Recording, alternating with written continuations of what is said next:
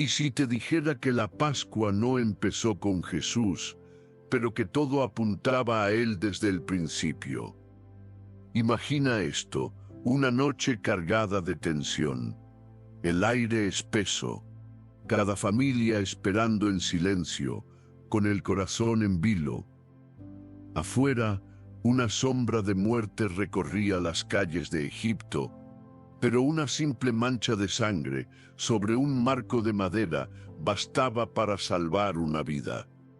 No era superstición, era una clave, un código divino insertado en la historia, señalando hacia algo mucho más grande. Aquella primera Pascua no fue solo el comienzo del Éxodo, fue el prólogo de un misterio eterno. Un espejo que reflejaba, siglos antes, el sacrificio del verdadero Cordero, aquel que no solo protegería una casa, sino redimiría al mundo entero. Quédate hasta el final. Hoy vamos a descifrar juntos el simbolismo oculto, las conexiones proféticas y el propósito celestial detrás de la Pascua. Te prometo, después de este video, nunca volverás a ver la cruz ni la Pascua de la misma manera.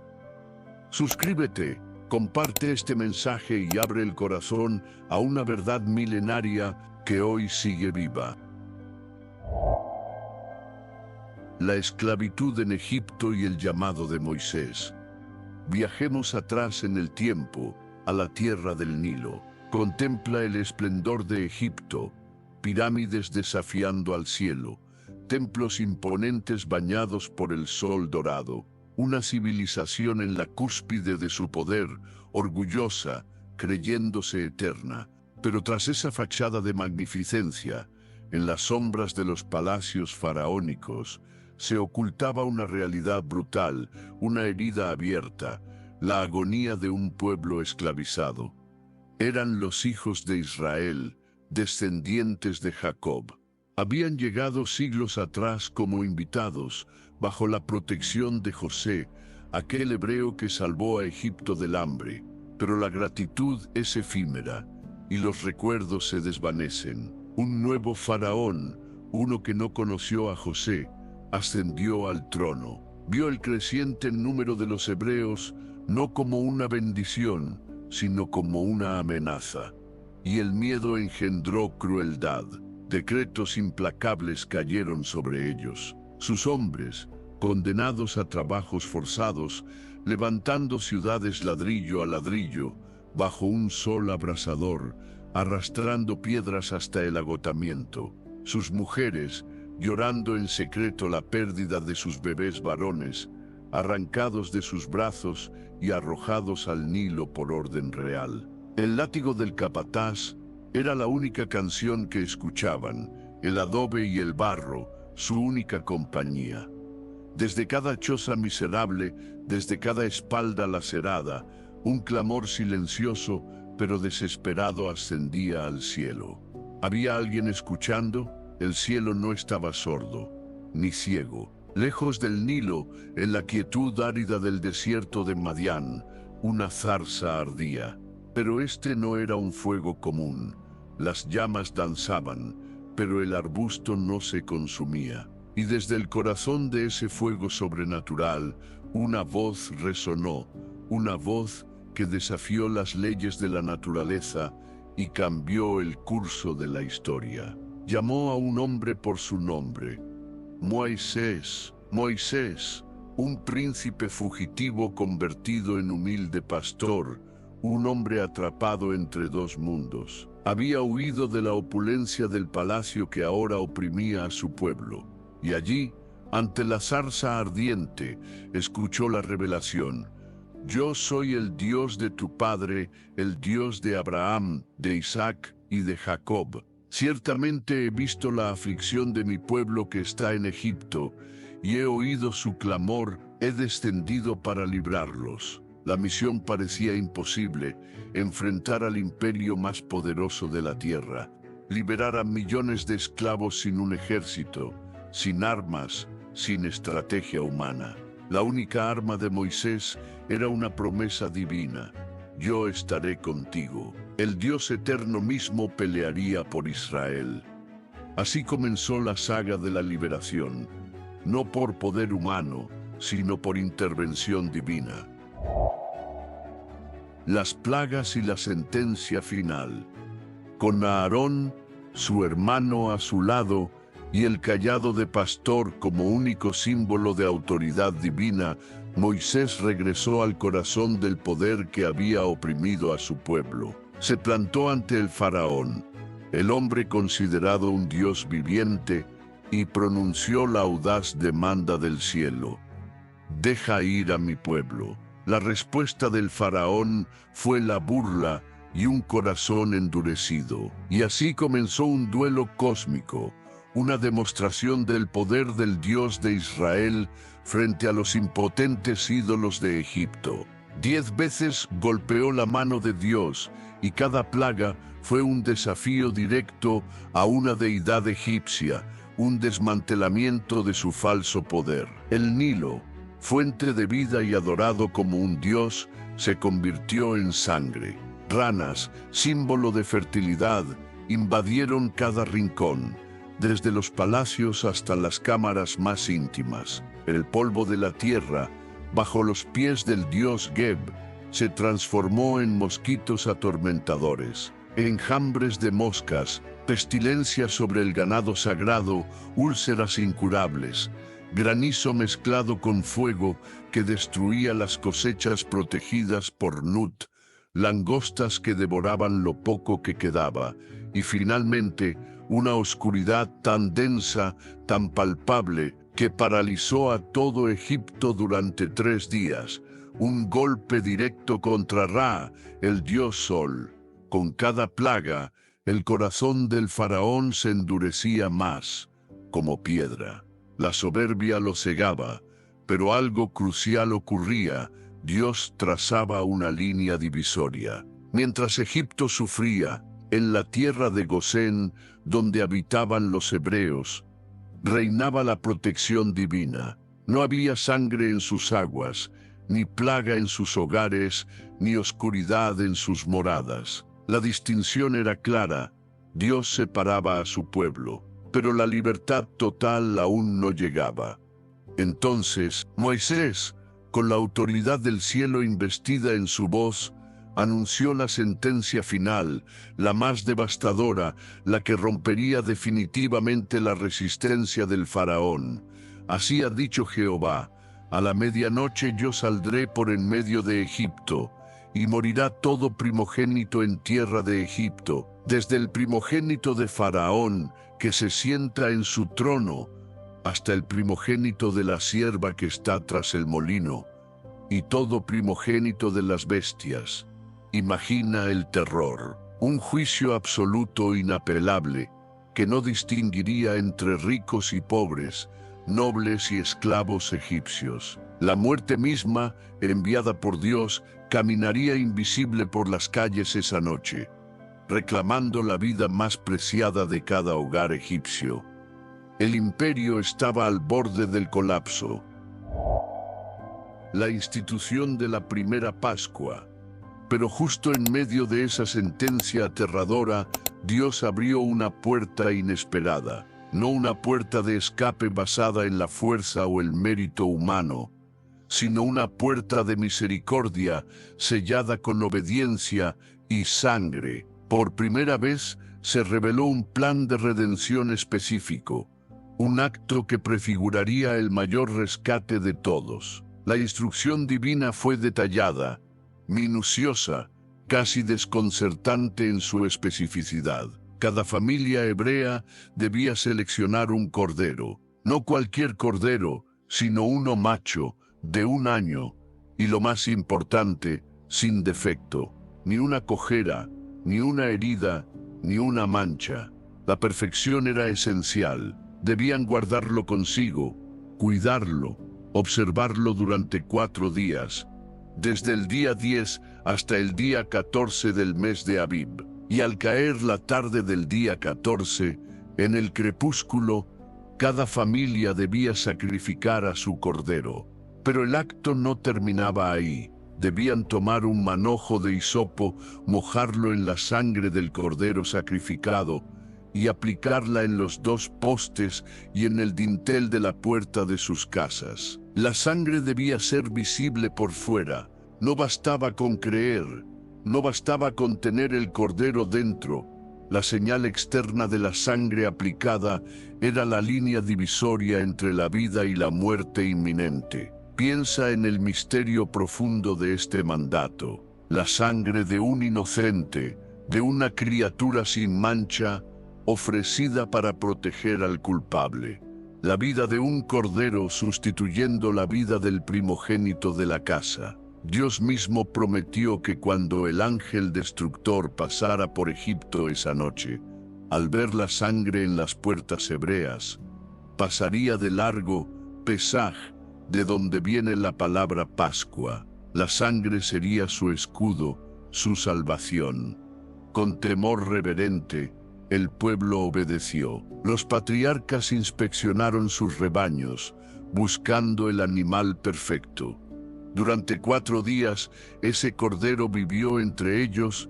Quizás los niños jugaron a su alrededor, sin comprender del todo que esa criatura era su sustituto, su rescate viviente. Y llegó el día señalado. Al atardecer, el sonido de los balidos cesó, reemplazado por el silencio solemne del sacrificio. La sangre escarlata fue recogida con cuidado, no derramada en vano. Con manos temblorosas pero firmes, usando el humilde hisopo, marcaron sus puertas. Era una declaración de fe silenciosa pero poderosa. Creemos en tu palabra, oh Dios. Confiamos en esta sangre. Obedecemos. Dentro, la preparación continuaba. La carne del cordero debía ser asada al fuego, no hervida ni cruda. Debían comerla esa misma noche, sin dejar nada para la mañana siguiente.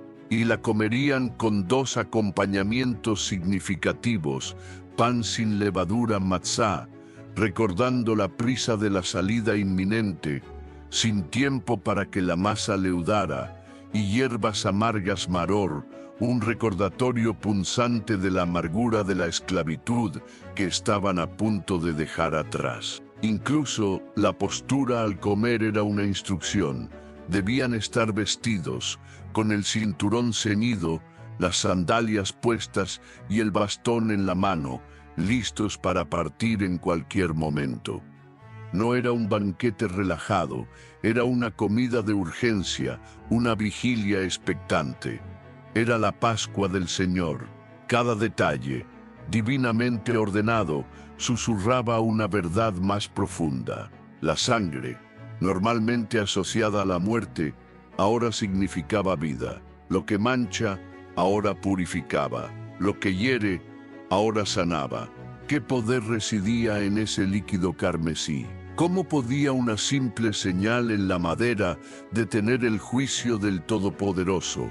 Nadie tenía la respuesta completa entonces, pero en sus corazones sabían que participaban en algo sagrado, un acto que trascendía el tiempo.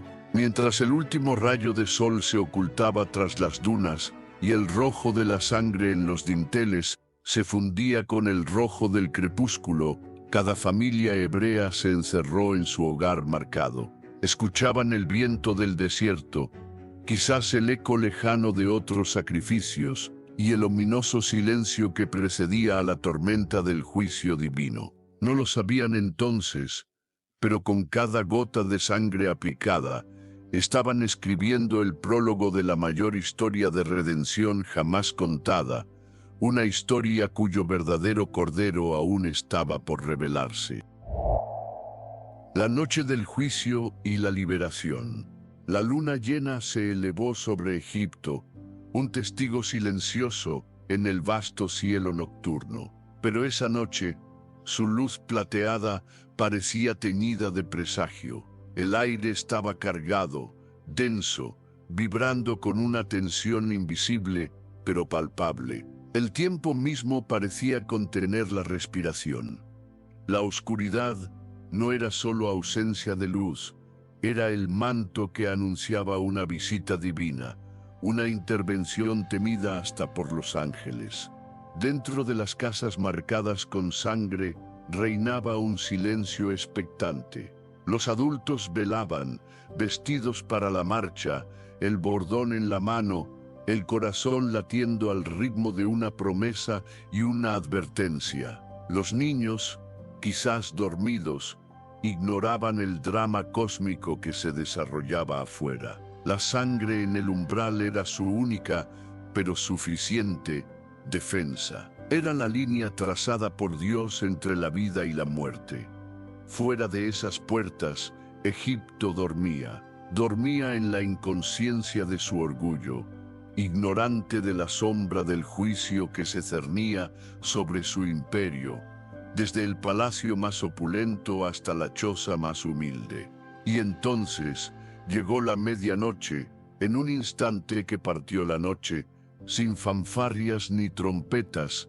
La justicia divina cruzó el umbral entre lo eterno y lo temporal. El ángel del Señor pasó por toda la tierra de Egipto, no con espada desenvainada, sino con una presencia silenciosa y letal que deshacía el aliento vital. En cada hogar egipcio, en cada familia que no estaba bajo la protección de la sangre del Cordero, la tragedia golpeó con una precisión devastadora. El primogénito, la esperanza de la familia, el heredero, cayó. No importaba su rango. El hijo del faraón en su cuna de seda, el hijo del molinero sobre su estera de paja, incluso el primogénito del ganado en los establos. En un abrir y cerrar de ojos, la vida se extinguió, y con cada vida que cesaba, un grito rasgaba el silencio de la noche. Un lamento que comenzaba en una casa y se contagiaba a la siguiente, creciendo, amplificándose, hasta convertirse en una ola imparable de dolor y desesperación que inundó toda la nación. Madres arrancándose los cabellos, padres golpeándose el pecho, nobles postrados en ceniza. El palacio real no fue inmune.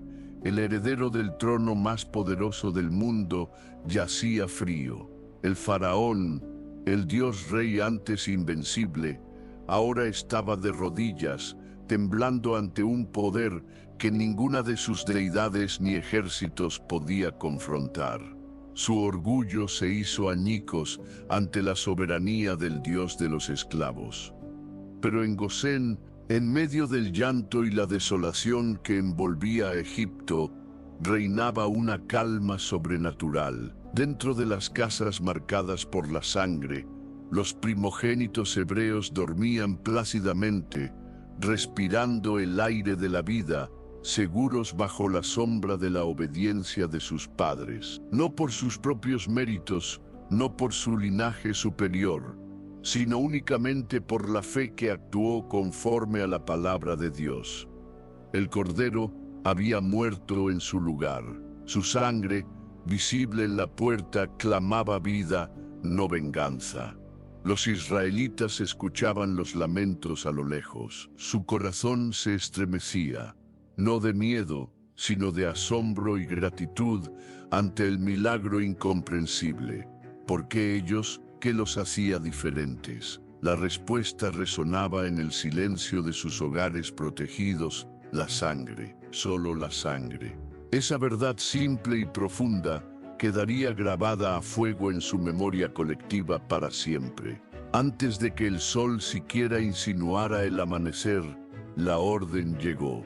Mensajeros egipcios, con el pánico en los ojos y la urgencia en la voz, golpeaban las puertas hebreas. Salid, marchaos de aquí, llevaos a vuestro pueblo, vuestros hijos, vuestro ganado, todo, id y servid a vuestro Dios, como habéis dicho, pero iros ya. El yugo de 4 siglos se rompió en un instante.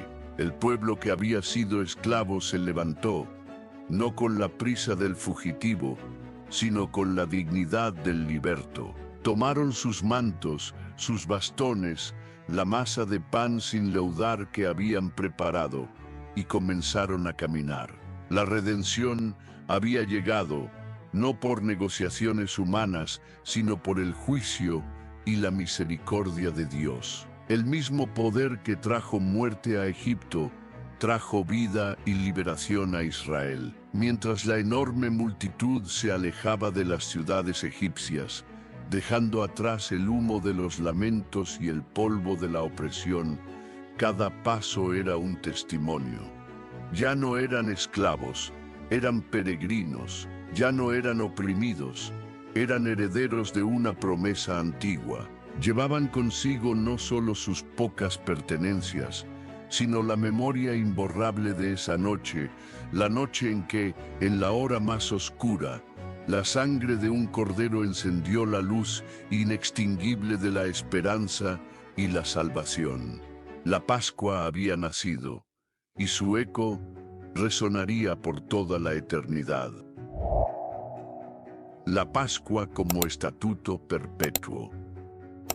El polvo del desierto se pegaba a sus sandalias gastadas. Cientos de miles de hombres, mujeres y niños avanzaban bajo el sol implacable, dejando atrás para siempre la tierra de la esclavitud. Cada paso era una afirmación de libertad, pero también un viaje hacia lo desconocido. La tierra prometida era solo eso, una promesa susurrada, un destino invisible en el horizonte. La libertad era real, pero frágil. Y en esa fragilidad necesitaban un ancla, un recordatorio constante del poder y la fidelidad del Dios que los había rescatado de manera tan milagrosa. Y fue allí, en la vastedad silenciosa del Sinaí, que Dios transformó un evento único en una institución perpetua. No quería que olvidaran. No quería que la memoria de la noche de liberación se diluyera con el tiempo. Por eso, estableció la celebración anual de la Pascua. Y este día os será en memoria, declaró el Señor a través de Moisés, y lo celebraréis como fiesta solemne para Jehová durante vuestras generaciones. Por estatuto perpetuo lo celebraréis. Éxodo, capítulo 12, versículo 14. Imagina la escena, un pueblo recién liberado, aún aprendiendo a caminar sin cadenas, recibiendo la instrucción de repetir, año tras año, los rituales de aquella noche crucial. Comer un cordero sin defecto, pan sin levadura durante 7 días, hierbas amargas. ¿Por qué? Ya no estaban en Egipto.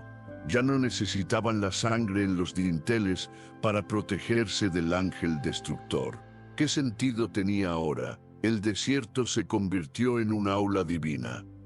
Dios les estaba enseñando una lección mucho más profunda. Les enseñaba que el verdadero Egipto no era solo un lugar geográfico, sino también un estado del corazón.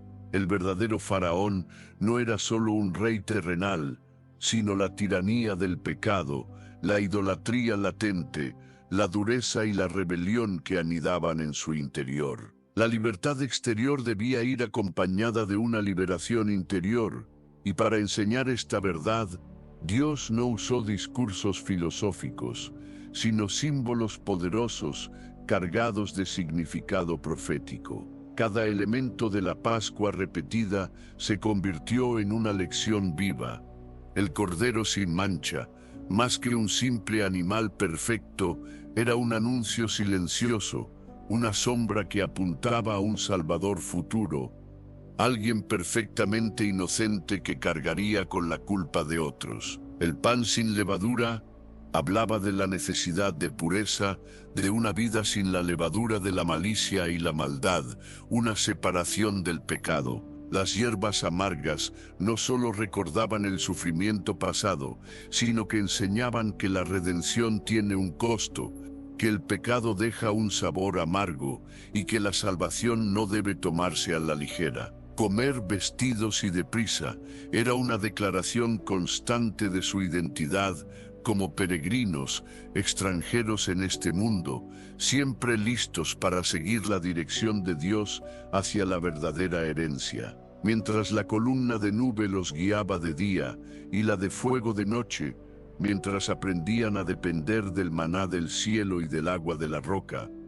La pregunta comenzaba a susurrar en los corazones más sensibles. Si este cordero anual es una sombra, ¿quién es la realidad? Si esta sangre cubre temporalmente, ¿qué sangre limpiará para siempre? Israel tropezó muchas veces en el desierto.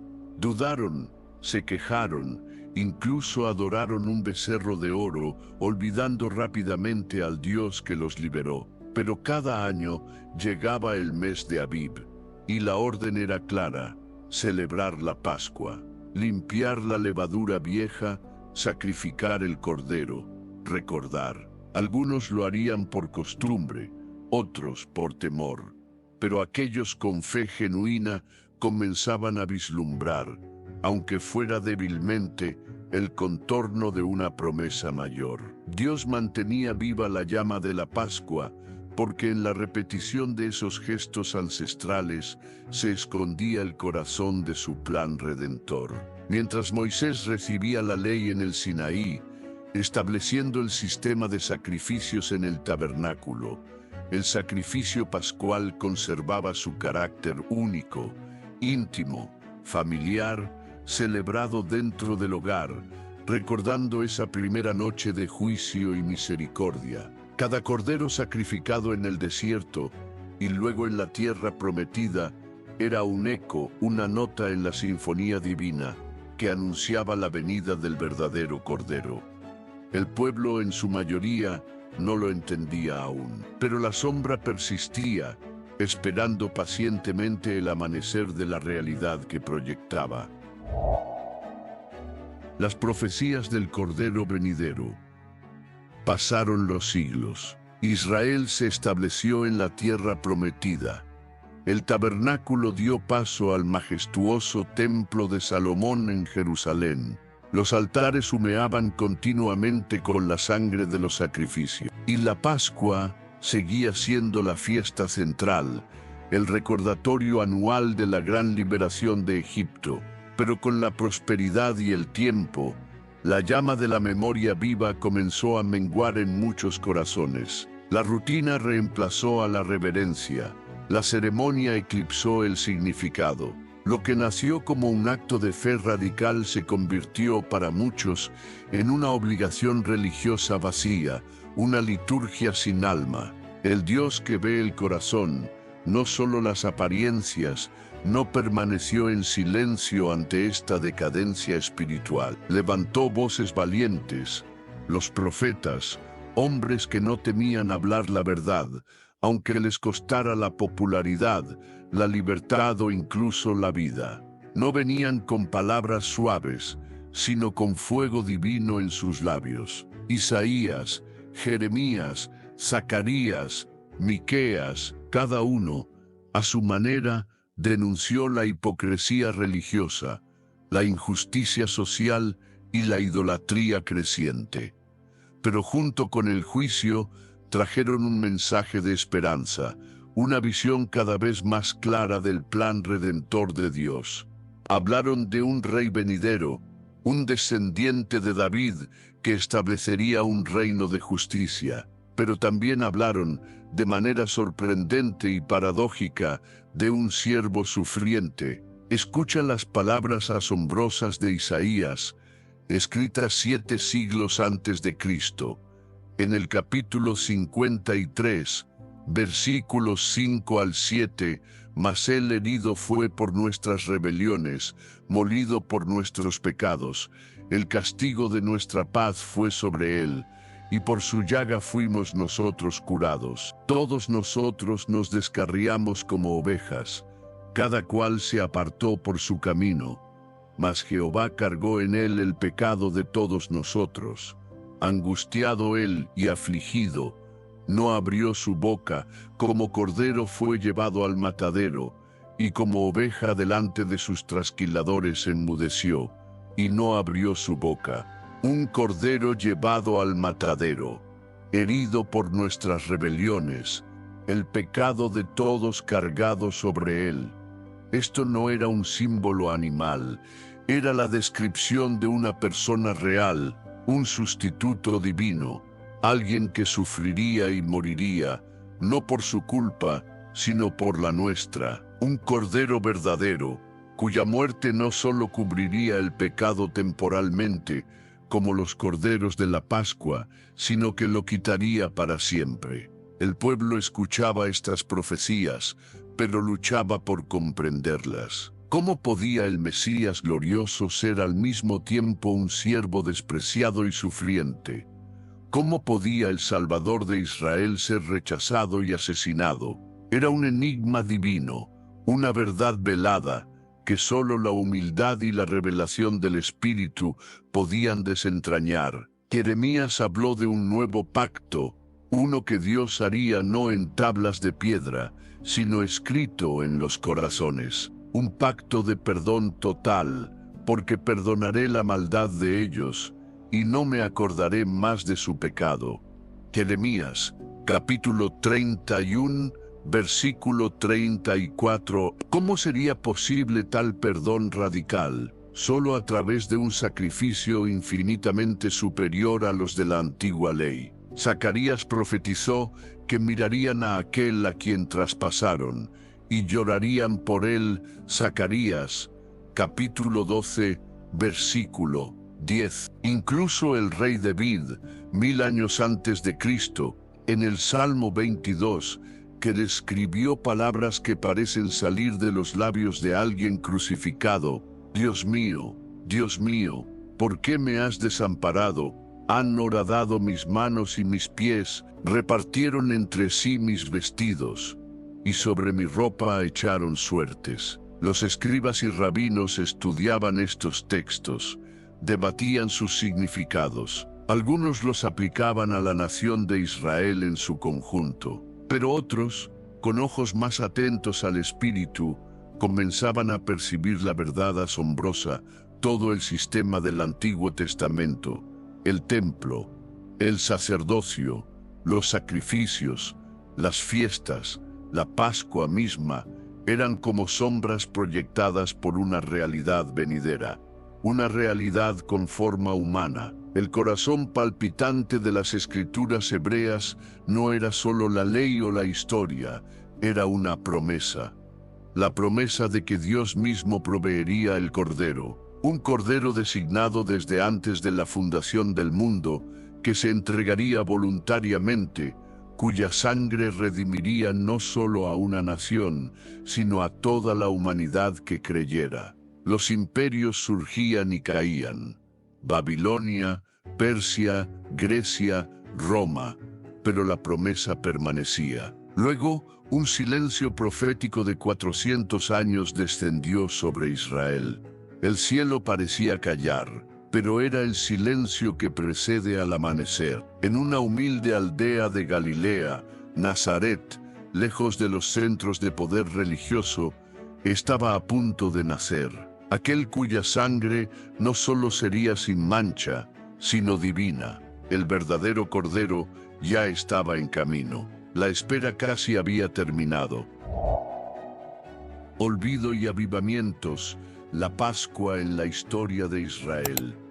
La entrada en la tierra prometida debería haber sido el comienzo de una era dorada de fidelidad y adoración. Pero la historia de Israel, después del Éxodo, es una crónica agridulce, una montaña rusa espiritual de obediencia y rebelión, de memoria y olvido. La Pascua, el memorial sagrado de su nacimiento como nación libre bajo Dios, sufrió los mismos altibajos. En los caóticos días de los jueces, cuando cada uno hacía lo que bien le parecía, la celebración fiel de la Pascua parece haberse vuelto esporádica, si no completamente descuidada en muchas ocasiones. Las formas se mantenían a veces, pero el fuego del significado original a menudo se extinguía. Los profetas clamarían más tarde contra este abandono, pero sus voces frecuentemente caían en oídos sordos.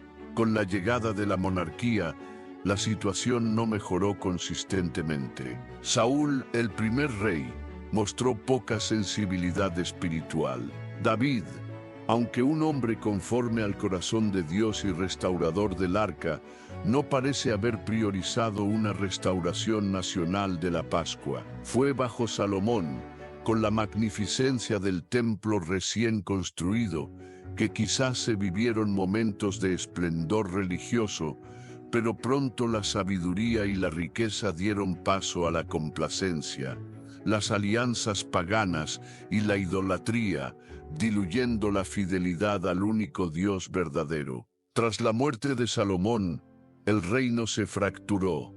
En el reino del norte, Israel, reyes como Jeroboam, establecieron cultos alternativos y la Pascua fue virtualmente borrada del mapa espiritual. En el reino del sur, Judá, hubo destellos de esperanza. Algunos reyes intentaron mantener las tradiciones, pero la tendencia general fue hacia la decadencia. La Pascua se convirtió para muchos en una ceremonia distante, desconectada de la vida diaria, vacía de poder transformador. Pero incluso en medio de la oscuridad, Dios encendió luces. Dos reyes de Judá brillaron como faros de reforma, Ezequías y Josías. Ezequías, al ascender al trono y contemplar la ruina espiritual de su nación, tomó una decisión radical: volver al Dios de sus padres. Ordenó la limpieza y purificación del templo, restauró el sacerdocio levítico y convocó una gran celebración de la Pascua, incluso invitando a los remanentes fieles del reino del norte. Al principio, muchos se burlaron de sus mensajeros, pero un número significativo respondió. Por primera vez en generaciones, el Cordero fue inmolado según la ley, los levitas cantaron con fervor renovado y el pueblo lloró, recordando la gracia olvidada. Fue un avivamiento poderoso, aunque lamentablemente breve. Décadas después, un descubrimiento sacudió los cimientos de Judá. Durante las reparaciones del templo bajo el reinado del joven rey Josías, el sumo sacerdote Hilcías encontró algo increíble: una copia del libro de la ley, probablemente Deuteronomio, perdido y olvidado durante años entre los escombros. Cuando el libro fue leído ante Josías, el rey rasgó sus vestiduras, horrorizado al comprender cuán lejos se habían desviado de los mandamientos de Dios. Impulsado por un arrepentimiento genuino, Josías lideró una reforma sin precedentes. Destruyó los altares paganos, renovó el pacto con Jehová y ordenó la celebración de la Pascua con una fidelidad y escala que, según las Escrituras, no se había visto desde los días del profeta Samuel. Las calles de Jerusalén volvieron a llenarse de familias comiendo el cordero, las hierbas amargas y el pan sin levadura, esta vez con un entendimiento renovado de su profundo significado. Pero trágicamente, incluso este avivamiento fue efímero. Tras la muerte de Josías en batalla, Judá volvió rápidamente a sus viejos caminos de idolatría y rebelión. El templo fue profanado nuevamente, el sacerdocio se corrompió y la Pascua fue abandonada una vez más. La paciencia de Dios llegó a su límite. Nabucodonosor, rey de Babilonia, sitió Jerusalén, destruyó el templo de Salomón hasta los cimientos y deportó a la élite del pueblo al exilio. La tierra prometida quedó desolada y con ella enmudeció la celebración de la Pascua. Fue en la amargura del exilio en Babilonia, lejos de su tierra y su templo, que muchos judíos comenzaron a reflexionar profundamente. ¿Por qué les había ocurrido esto? ¿Dónde se habían equivocado? Sin altar, sin sacrificios, sin cordero pascual, la memoria de la Pascua persistía, pero ahora teñida de nostalgia y arrepentimiento. Y fue en ese crisol de sufrimiento y reflexión que la esperanza profética del verdadero Cordero comenzó a arder con más fuerza en los corazones de los fieles. Si todos los sacrificios pasados no habían logrado transformar permanentemente al pueblo, seguramente Dios tenía preparado un sacrificio superior, uno que no solo liberaría de imperios terrenales, sino de la esclavitud interna del pecado, para siempre. La Pascua seguía apuntando hacia adelante, hacia alguien que estaba por venir. Juan el Bautista, he aquí el Cordero de Dios. 400 años de silencio profético habían pesado sobre Israel. 400 años desde Malaquías, el último profeta registrado. El pueblo gemía bajo la ocupación romana, anhelando al Mesías prometido. Aunque muchos lo imaginaban como un libertador político, un guerrero que restauraría la gloria davídica. Y entonces, rompiendo ese largo silencio, una voz resonó desde el desierto de Judea. No era la voz suave de un escriba en la sinagoga, ni la voz ritualista de un sacerdote en el templo. Era una voz áspera, directa, poderosa. Pertenecía a Juan, conocido como el Bautista, una figura salida de otro tiempo, vestida con piel de camello, alimentándose de langostas y miel silvestre, predicando a orillas del río Jordán. Su mensaje era simple y radical: arrepentíos, porque el reino de los cielos se ha acercado. No ofrecía sacrificios, sino un bautismo de agua como señal externa de un arrepentimiento interno. No halagaba a los líderes religiosos, a los fariseos y saduceos, los llamó generación de víboras. Exigía frutos dignos de arrepentimiento, una transformación real del corazón. Juan era la trompeta de Dios, el heraldo enviado para preparar el camino del Señor, tal como había profetizado Isaías. Él mismo lo decía: era solo una voz que clama en el desierto, indigno siquiera de desatar la correa del calzado de aquel que vendría después de él, aquel que bautizaría no solo con agua, sino con el Espíritu Santo y fuego. Multitudes acudían a escucharlo, atraídas por su autoridad espiritual y la urgencia de su mensaje. Las aguas del Jordán se agitaron con confesiones y bautismos. La expectación crecía. ¿Sería Juan el Mesías, el profeta Elías que había de venir? Pero entonces un día, mientras Juan bautizaba, sus ojos se posaron en alguien que se acercaba entre la multitud. No había nada exteriormente llamativo en él. No venía con séquitos ni fanfarrias. Era un hombre de Nazaret, un carpintero llamado Jesús, hijo de María. Pero Juan, lleno del Espíritu Santo, vio lo que otros no veían. Vio más allá de la apariencia humilde.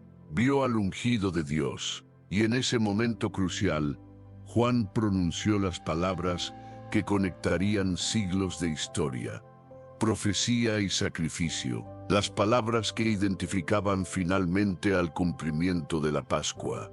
Señalando a Jesús, clamó para que todos oyeran: «He aquí el Cordero de Dios que quita el pecado del mundo». En Juan, capítulo 1, versículo 29, versículo. Imagina el impacto. No dijo: «He aquí el Rey», ni el Maestro, ni el Libertador. Lo llamó Cordero, y no cualquier Cordero, sino el Cordero de Dios. Y su propósito no era solo cubrir el pecado, como los sacrificios del templo, sino quitarlo, quitar el pecado del mundo. Fue una declaración sísmica. Cada judío piadoso conocía el significado del Cordero sacrificial, especialmente el Cordero pascual.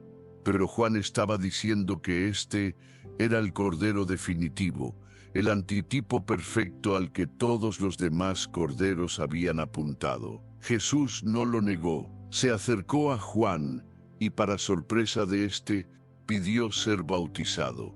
¿Yo a ti?, preguntó Juan, asombrado. Pero Jesús insistió: para cumplir toda justicia. Y cuando Jesús salió del agua, los cielos se abrieron. El Espíritu de Dios descendió sobre él como una paloma, y una voz desde el cielo tronó: Este es mi Hijo amado, en quien tengo complacencia. El verdadero Cordero había sido identificado. Ya no era una promesa velada, sino una persona presente, caminando entre ellos. Comenzaba su ministerio público. Sanaba a los enfermos, expulsaba demonios, enseñaba con una autoridad nunca vista, hablaba del reino de Dios no como un concepto futuro, sino como una realidad presente en él. Pero pocos entendían realmente quién era y a qué había venido. Esperaban un león conquistador, y él se presentaba como un cordero manso. Hablaba de amar a los enemigos, de perdonar, de tomar la cruz. Su reino no era de este mundo. Se revelaba como el Cordero perfecto, sin mancha de pecado, paciente ante la oposición, humilde de corazón, pero con la autoridad inherente del Hijo de Dios. El tiempo avanzaba inexorablemente. La fiesta de la Pascua se acercaba una vez más. En Jerusalén, miles de corderos estaban siendo seleccionados para el sacrificio anual. Pero el Cordero de Dios, señalado por Juan, ya caminaba conscientemente hacia Jerusalén, hacia su Pascua, hacia el sacrificio supremo que cumpliría el propósito eterno de Dios. El mundo observaba, pero en su mayoría no comprendía que estaban a punto de presenciar el acto central de la historia de la redención. La última cena, la Pascua cumplida y transformada. Jerusalén bullía de actividad. Peregrinos de todas partes llenaban sus calles estrechas. El aire se impregnaba del aroma de las hierbas preparadas para la cena pascual y del pan sin levadura horneándose. Era la víspera de la gran fiesta, la noche en que cada familia judía se reuniría para recordar, una vez más, la noche milagrosa en Egipto, cuando la sangre del Cordero los libró del juicio. Pero esa Pascua era diferente. Flotaba en el ambiente una tensión palpable, una mezcla de fervor religioso, intriga política y una creciente controversia en torno a un hombre, Jesús de Nazaret. Sus enseñanzas radicales, sus milagros asombrosos y su autoridad divina habían dividido a la nación. Mientras muchos lo aclamaban como profeta o incluso Mesías, los líderes religiosos, consumidos por la envidia y el temor, conspiraban en secreto para silenciarlo. Jesús lo sabía. Sabía que esa no sería una Pascua más para él. No era un simple peregrino cumpliendo un rito. Él era el cumplimiento mismo de ese rito. Siglos de sacrificios y símbolos convergían en él. Su corazón no latía con la ansiedad de la víctima, sino con la determinación del Redentor que había llegado a su hora. Esa noche, la línea entre la sombra y la realidad sería cruzada definitivamente. Él no solo participaría de la Pascua, él sería la Pascua. Al caer la tarde, reunió a sus 12 discípulos más cercanos en un aposento alto, un refugio tranquilo, lejos del tumulto. La mesa estaba preparada según la costumbre: el cordero asado, el pan sin levadura, las hierbas amargas, las copas de vino.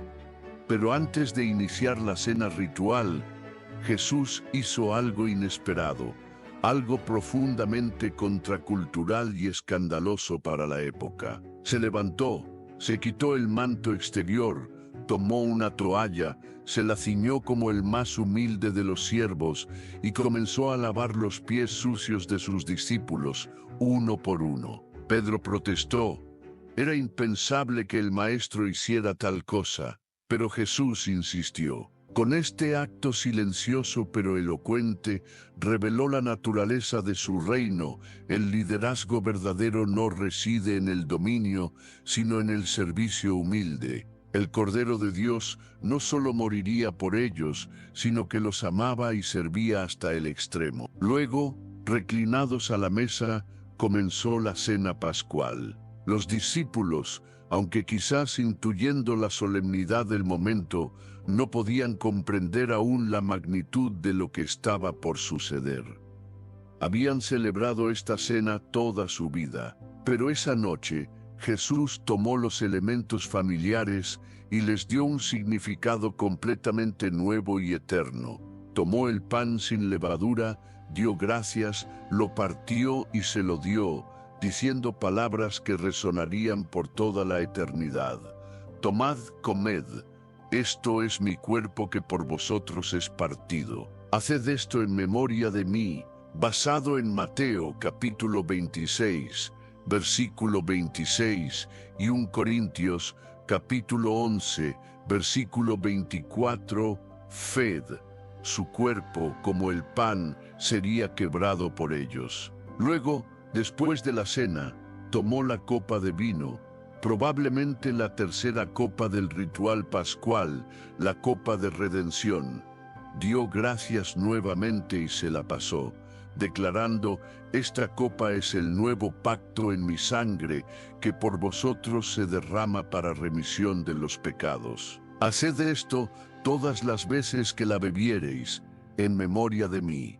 Basado en Lucas, capítulo 22, versículo 20 y 1 Corintios, capítulo 11, versículo 25 Ote. Silencio atónito en la sala. Ningún profeta, ningún sacerdote, ningún rabino había osado jamás decir algo así. Jesús no estaba simplemente explicando la Pascua, la estaba cumpliendo y transformando en sí mismo. Ya no se trataba de la sangre de un cordero animal en los dinteles. Se trataba de su propia sangre, preciosa, divina, que estaba a punto de ser derramada para sellar un nuevo pacto entre Dios y la humanidad. Un pacto basado no en la obediencia a la ley, sino en la fe en su sacrificio redentor. El pan ya no era solo pan, era el símbolo de su cuerpo entregado. El vino ya no era solo vino, era el símbolo de su sangre que limpiaría los pecados. Mientras compartía el pan y la copa, el Cordero de Dios estaba instituyendo el memorial perpetuo de su propia muerte redentora. Estaba ofreciéndose a sí mismo. Nadie le quitaría la vida. Él la entregaría voluntariamente por amor a un mundo perdido.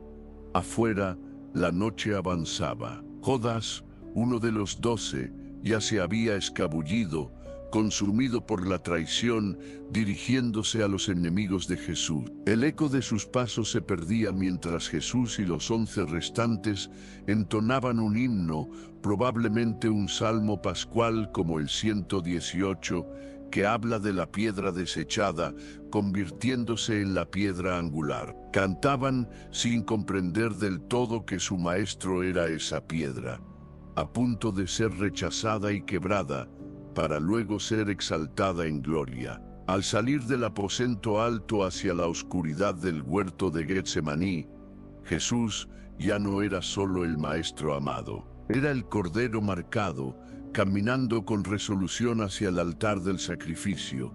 Sabía lo que le esperaba: la traición, el abandono, el juicio injusto, la flagelación brutal, la agonía de la cruz. Sabía que su sangre no marcaría puertas de madera, sino que rociaría el madero de una cruz romana, hablando perdón desde la tierra hasta el cielo.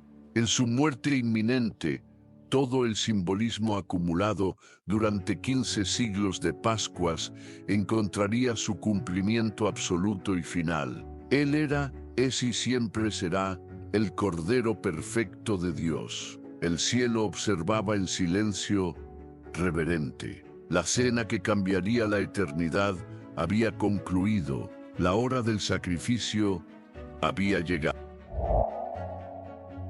La crucifixión. El sacrificio definitivo.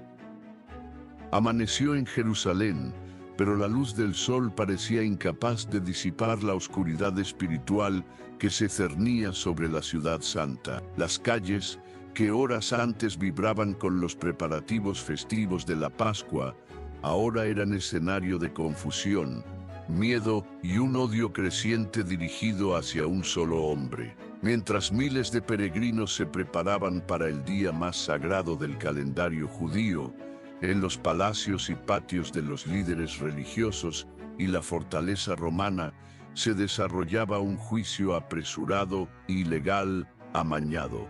El mismo pueblo que días antes había aclamado a Jesús con hosanas, ahora manipulado por sus líderes, gritaba con furia: «¡Crucifícale! ¡Crucifícale!». No comprendían en su ceguera espiritual que estaban condenando al mismo Cordero cuya sangre simbólica estaban a punto de conmemorar. Estaban rechazando el cumplimiento vivo de cada profecía, de cada sombra, de cada sacrificio del Antiguo Testamento. Jesús, el inocente, había sido arrestado en la oscuridad como un criminal, vendido por 30 piezas de plata, el precio de un esclavo, abandonado por casi todos sus amigos, interrogado por hombres que no buscaban la verdad, sino un pretexto para matarlo, acusado falsamente, escupido, golpeado, burlado. Aquel que no conoció pecado fue tratado como el peor de los pecadores, llevado de Anás a Caifás, del Sanedrín a Pilato, el gobernador romano, y luego a Herodes, para finalmente ser devuelto a Pilato. Aunque reconociendo su inocencia, cedió a la presión de la multitud y lo entregó para ser crucificado. Y todo esto ocurría en el día de la Pascua. La ironía divina era sobrecogedora. Mientras en los patios del templo, los sacerdotes, vestidos con sus ropas ceremoniales, comenzaban el ritual anual de sacrificar miles de corderos pascuales sin mancha, el verdadero Cordero de Dios, coronado de espinas, con la espalda destrozada por los látigos romanos, cargaba una pesada cruz de madera sobre sus hombros ensangrentados. Caminaba, tropezando, fuera de las murallas de la ciudad, hacia un lugar llamado Gólgota, el lugar de la calavera. Allí, entre dos criminales, sus manos y pies fueron brutalmente clavados al madero áspero. La cruz fue levantada, exponiéndolo a la vista de todos, suspendido entre el cielo y la tierra. La sangre preciosa, la sangre del Hijo de Dios, comenzó a correr. No la sangre de un animal sustituto, no la sangre de un simple mártir humano, era la sangre divina, pura, santa, viva, derramada voluntariamente. Y mientras él colgaba allí, en agonía, en el templo, la sangre de los corderos animales fluía por los canales del altar. Era la hora nona, la hora del sacrificio vespertino, el clímax del ritual pascual. Los sacerdotes creían estar cumpliendo la ley, cubriendo los pecados del pueblo por un año más, pero no entendían que en ese mismo instante, en una colina fuera de la ciudad, se estaba ofreciendo el sacrificio único, final y perfecto. Uno no ofrecido por hombres, sino por Dios mismo, en la persona de su Hijo. Entonces, algo extraordinario sucedió. El sol del mediodía se oscureció, no por una nube pasajera, sino por un juicio cósmico. Una oscuridad densa y sobrenatural cubrió toda la tierra durante 3 largas horas. La creación misma parecía gemir por el sufrimiento de su Creador. Y desde la cruz, en medio de esa oscuridad, Jesús clamó con una voz que atravesó los siglos: Eloi, Eloi, lama sabactani, que significa: Dios mío, ¿por qué me has desamparado? Marcos, capítulo 15, versículo 34, era el grito desgarrador del Cordero cargando sobre sí el peso insoportable de todo el pecado humano, pasado, presente y futuro. Era el momento en que el Santo fue hecho pecado por nosotros, el momento en que la ira justa de Dios contra la rebelión humana cayó sobre uno solo, para que la multitud pudiera ser liberada. Luego, sabiendo que todo estaba a punto de cumplirse, pronunció una palabra final, una palabra triunfante: consumado es. Juan capítulo 19, versículo 37. Pagado por completo, la obra de redención estaba hecha.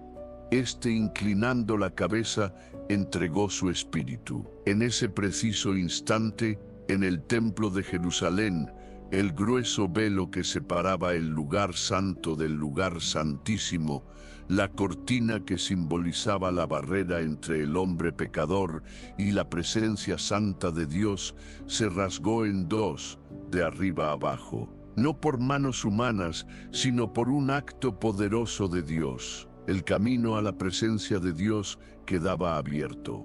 La sangre del Cordero no solo había cubierto el pecado, lo había quitado, había derribado la barrera para siempre. La tierra tembló, las rocas se partieron, algunas tumbas se abrieron. Los soldados romanos, hombres curtidos en la violencia, se miraron aterrados. Y el centurión a cargo, observando todo lo que había sucedido, no pudo sino exclamar con convicción: verdaderamente este hombre era hijo de Dios. Marcos capítulo 15, versículo 39 EUP. El cuerpo sin vida de Jesús fue bajado de la cruz con cuidado, envuelto en lienzos limpios con especias aromáticas, y depositado en una tumba nueva prestada. El Cordero inmolado descansaba, pero no era el descanso de la derrota, sino el silencio expectante que precede a la victoria final. El verdadero éxodo, liberados de la esclavitud del pecado. Los ecos del Calvario resonaban más allá de las colinas de Judea, penetrando en la dimensión espiritual. Mientras el cuerpo de Jesús yacía en la tumba sellada, y los líderes religiosos respiraban aliviados, creyendo haber sofocado su movimiento. En lo invisible se había librado y ganado la batalla más crucial de todos los tiempos. No una guerra entre imperios, sino la guerra definitiva entre la luz y las tinieblas, la vida y la muerte, la libertad y la esclavitud. Porque la esclavitud de Israel en Egipto, por terrible que fuera, era solo una sombra de una esclavitud mucho más profunda y universal, la esclavitud del pecado, que oprime, corrompe y condena a toda alma humana. Durante siglos, los hebreos recordaron el Éxodo como el acto supremo de liberación divina, y lo fue. Pero incluso después de ser liberados físicamente, muchos siguieron viviendo como esclavos en sus corazones, atados a la idolatría, la codicia, la rebelión, el orgullo. El problema fundamental no estaba fuera, sino dentro. El verdadero faraón, el tirano implacable, reside en la naturaleza caída del ser humano. Por eso, la muerte del Cordero de Dios en la cruz no fue un mero acto simbólico o emocional. Fue un acto judicial, cósmico, eterno. Jesús no murió simplemente como una víctima de la injusticia romana o del odio religioso. Murió como nuestro sustituto perfecto ante el tribunal del cielo. Él, el único sin pecado, voluntariamente tomó nuestro lugar, cargó sobre sí mismo la totalidad del pecado del mundo. Cada mentira, cada traición, cada pensamiento impuro, cada acto de violencia, cada palabra hiriente, cada omisión de amor, todo fue puesto sobre él. Y con su sangre derramada, hizo algo que ningún sacrificio animal podría lograr jamás. No solo cubrió la deuda del pecado, sino que la canceló por completo. Rompió las cadenas espirituales que nos mantenían cautivos. La Escritura lo declara con una claridad asombrosa en la segunda carta a los Corintios. capítulo 5, versículo 21, al que no conoció pecado Jesús, por nosotros Dios lo hizo pecado, para que nosotros fuésemos hechos justicia de Dios en él. Piensa en este intercambio divino, su inocencia por nuestra culpa, su pureza por nuestra mancha, su vida por nuestra muerte. Ese es el corazón del Evangelio, el núcleo de la redención. El Cordero de la Pascua original protegió del juicio temporal en Egipto, pero el Cordero de Dios absorbió sobre sí mismo el juicio eterno que merecíamos nosotros. Y la libertad que Él compró no es una teoría abstracta, es una realidad total y transformadora para todo aquel que cree. El pecado ya no tiene por qué reinar sobre nosotros. La muerte ha perdido su aguijón. El velo del templo está roto. El acceso a la presencia misma de Dios Padre está abierto de par en par, para ti y para mí, a través de la fe en Jesús. No más barreras, no más necesidad de sangre de animales, ni de altares terrenales, ni de intermediarios humanos. El sacrificio único y perfecto fue ofrecido una vez y para siempre. Por eso el apóstol Pablo pudo escribir con tanta audacia a los creyentes en Corinto, porque nuestra Pascua, que es Cristo, ya fue sacrificada por nosotros. Primera carta a los Corintios, capítulo 5, versículo 7, Cristo es nuestra Pascua. Él es el éxodo definitivo. En Él salimos del verdadero Egipto, no el geográfico, sino el Egipto del alma, de la culpa que nos acusa, del pasado que nos encadena, del miedo que nos paraliza, del yo que intenta dominar. Ya no tenemos que vivir como esclavos. La sangre del Cordero ha sido aplicada, no en postes de madera, sino en el umbral de nuestro corazón por el Espíritu Santo, cuando ponemos nuestra fe en Él. Donde antes reinaba la culpa, ahora hay perdón completo. Donde había condenación, ahora fluye la gracia abundante. Donde solo esperábamos muerte, ahora tenemos la promesa y la realidad de la vida eterna. Pero esta libertad gloriosa no es una licencia para volver al desorden del pecado. Al contrario, es un llamado poderoso al compromiso, a la gratitud, a una nueva forma de vivir. Así como Israel fue liberado para servir a Dios, nosotros somos redimidos por Cristo para vivir como hijos e hijas amados de Dios, no más como esclavos del temor. Somos llamados a dejar atrás las cadenas del viejo Egipto interior, los ídolos de nuestro corazón, las sombras del pasado, y a caminar en la luz de nuestra nueva identidad en Cristo. No se trata de religión, de ritos vacíos o de templos hechos por manos humanas. Se trata de una relación restaurada y personal con nuestro Creador. Se trata de tener acceso directo al trono de la gracia, donde encontramos ayuda en tiempos de necesidad. Se trata de vivir como verdaderamente libres, libres del poder del pecado, libres de la acusación del pasado, libres de la condenación eterna, libres del miedo a la muerte, libres para amar, para servir, para adorar en espíritu y en verdad. El verdadero Egipto ha sido vencido en la cruz. El verdadero faraón, Satanás, el pecado y la muerte, ha sido derrotado. Ya no tienen la última palabra. La sangre del Cordero no solo ha limpiado nuestras culpas, ha derribado las puertas de bronce de nuestro cautiverio espiritual. Y en la gloriosa libertad que Él ha ganado, camina ahora un nuevo pueblo, una familia global unida no por sangre o nacionalidad, sino por la fe en el Hijo de Dios. Un pueblo que ya no vive bajo la tiranía de la ley del pecado, sino bajo el reinado liberador de la gracia. Un pueblo que no necesita recordar la Pascua como una historia lejana, sino que la vive cada día como una realidad presente y transformadora. Porque cada persona redimida por la sangre de Cristo es un testimonio viviente del mayor éxodo jamás contado. El viaje milagroso del pecado a la santidad, de la muerte a la vida, de la esclavitud a la gloriosa libertad de los hijos de Dios, hacia la eternidad. La Pascua en la iglesia primitiva, la cena del Señor. Pero la historia no termina en una tumba sellada. Al contrario, la tumba vacía el tercer día no fue un epílogo triste, sino el clímax glorioso, la exclamación divina que confirmó la victoria. Jesús, el Cordero inmolado, había resucitado. Había vencido a la muerte, el último enemigo. La piedra fue removida, no por fuerza humana, sino por el poder del cielo.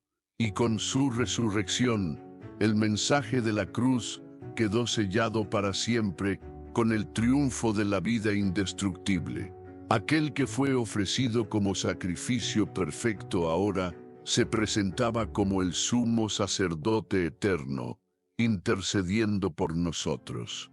Aquel que fue coronado de espinas ahora era revelado como Rey de Reyes y Señor de Señores. Aquel que fue rechazado era ahora la piedra angular de una nueva creación, de una nueva comunidad llamada a existir la Iglesia.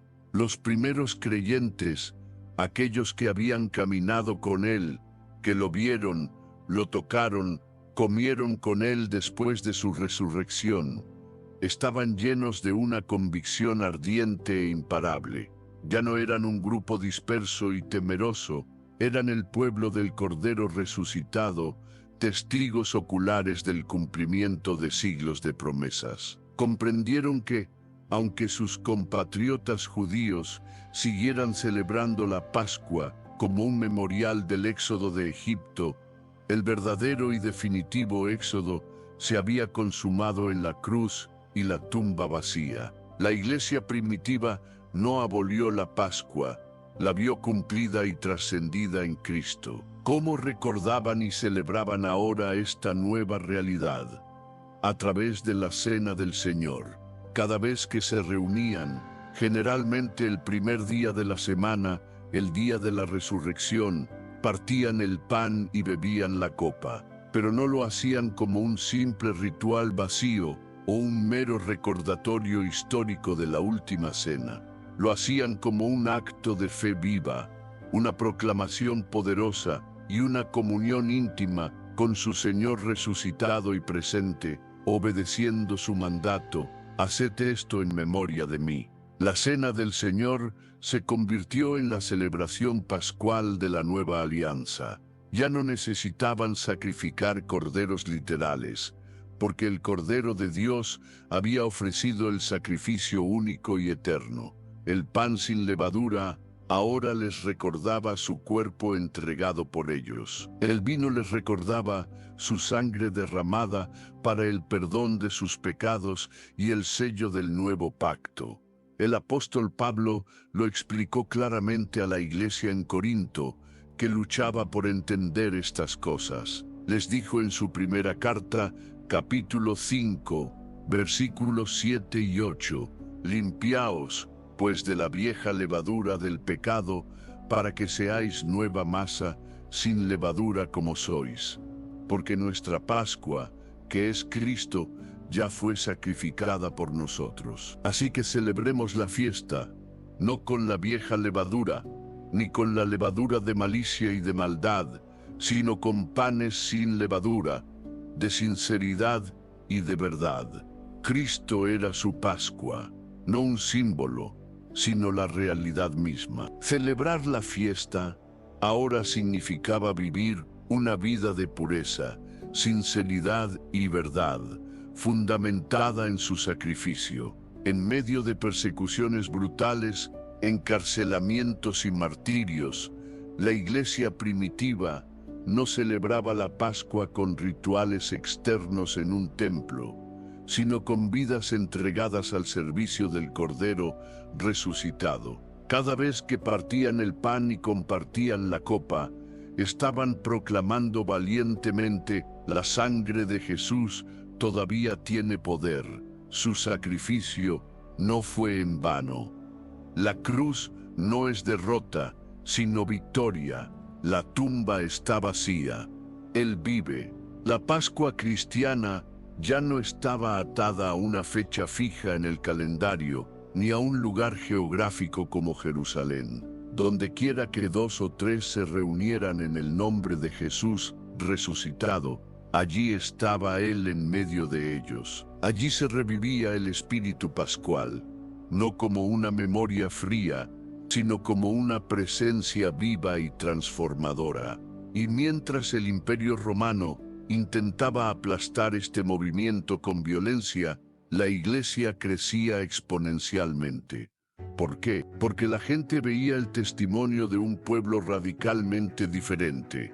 No temían a la muerte, amaban a sus enemigos, cuidaban de los pobres y necesitados, vivían con una esperanza y un gozo que el mundo no podía explicar. Sabían que habían sido comprados a un precio altísimo, no con oro ni plata, sino con la sangre preciosa del Cordero de Dios, sin mancha ni contaminación. La Pascua se convirtió en la historia personal de cada creyente, liberado de la esclavitud del pecado, marcado por la sangre del Cordero, resucitado a una nueva vida con Cristo. La Iglesia no miraba solo al pasado con gratitud, sino al futuro con una esperanza inquebrantable, sabiendo que el Cordero que fue inmolado vive hoy y regresará un día en gloria. La cena del Señor era y sigue siendo mucho más que una ceremonia. Es una proclamación poderosa del corazón del Evangelio.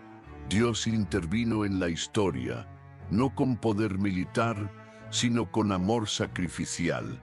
Lo que comenzó como una cena de liberación en Egipto, lo que fue repetido por siglos como un memorial profético, lo que Jesús transformó en la noche de su entrega, se convirtió en la esencia misma de la fe y la práctica cristiana. La Pascua no es solo un evento histórico, es una realidad eterna que vive en cada corazón redimido, impulsando a la Iglesia a caminar hacia la celebración final, las bodas eternas del Cordero. El Cordero en el trono, la esperanza eterna. Pero la historia de la Pascua, la historia del Cordero, no culmina ni siquiera con la Iglesia extendiéndose por el mundo. Su eco resuena más allá del tiempo y el espacio, traspasando el velo que separa nuestro mundo visible del reino eterno e invisible de Dios. La sangre que fue derramada en el Calvario hace 2000 años no es una reliquia del pasado. Sigue viva, sigue hablando, sigue teniendo poder hoy. No clama venganza desde la tierra, sino que intercede con misericordia desde el mismo trono celestial. Para vislumbrar el capítulo final y más glorioso de esta historia, debemos abrir las páginas del último libro de la Biblia, el Apocalipsis. Allí el apóstol Juan nos regala una visión celestial asombrosa. En el centro mismo del universo, rodeado por un arco iris resplandeciente, por 24 ancianos postrados en adoración y por miríadas de ángeles cantando alabanzas, ¿qué ve Juan? ¿Un león rugiente? ¿Un rey conquistador con armadura? No, ve algo paradójico y profundamente conmovedor. Un cordero como inmolado. Apocalipsis capítulo 5, versículo 6. Un cordero, aún llevando las marcas de su sacrificio, pero atención, no está muerto, no está débil, no yace en el suelo, está de pie en el centro del trono, vivo, glorioso, victorioso, eterno, y es Él, el Cordero que fue sacrificado, quien es encontrado digno de tomar el rollo sellado de la historia humana, de desatar sus sellos, de ejecutar la justicia divina y de consumar el reino de Dios. En la eternidad se reconoce que el verdadero poder, la verdadera autoridad para redimir y reinar, no pertenece a los emperadores, ni a los filósofos, ni a los generales, sino al Cordero que se entregó a sí mismo. Y todo el cielo estalla en un cántico nuevo y eterno. Digno eres de tomar el libro y de abrir sus sellos, porque tú fuiste inmolado, y con tu sangre nos has redimido para Dios de todo linaje y lengua y pueblo y nación. Apocalipsis, capítulo 5, versículo 9. La sangre de Jesús no fue solo un evento histórico. Es el fundamento mismo de la nueva creación. Cada gota derramada fue un acto legal ante el tribunal del cielo, un acto espiritual que derrotó a las tinieblas, un acto eterno que redime lo irredimible, restaura lo perdido y reconcilia lo que estaba irremediablemente separado. Por eso, la Pascua que celebramos y recordamos no es solo mirar hacia atrás, al rescate de Egipto, o incluso a la cruz. Es también mirar hacia adelante, hacia un destino glorioso que aún está por cumplirse plenamente, porque la historia no ha terminado. El mismo Cordero que vino una vez en humildad, envuelto en pañales y acostado en un pesebre, que murió en una cruz romana, volverá. Pero esta vez no vendrá como un bebé vulnerable, ni como un siervo sufriente. Volverá en poder y gran gloria como Rey de Reyes y Señor de Señores. La cruz fue su trono de sufrimiento terrenal, las nubes del cielo serán su carroza triunfal. Volverá no para ser sacrificado, sino para juzgar al mundo con justicia, no para morir, sino para reinar eternamente. Y en ese día final, el gran día del juicio, ¿cuál será el criterio decisivo? No serán nuestras buenas obras, ni nuestra afiliación religiosa, ni nuestros rituales cumplidos. Será una sola cosa: hemos sido lavados y marcados por la sangre del Cordero. Así como en Egipto, el ángel destructor pasó de largo por las casas marcadas con la sangre. Así en el juicio final, solo aquellos que hayan puesto su fe en el sacrificio de Cristo, cuya ropa espiritual haya sido lavada y emblanquecida en la sangre del Cordero.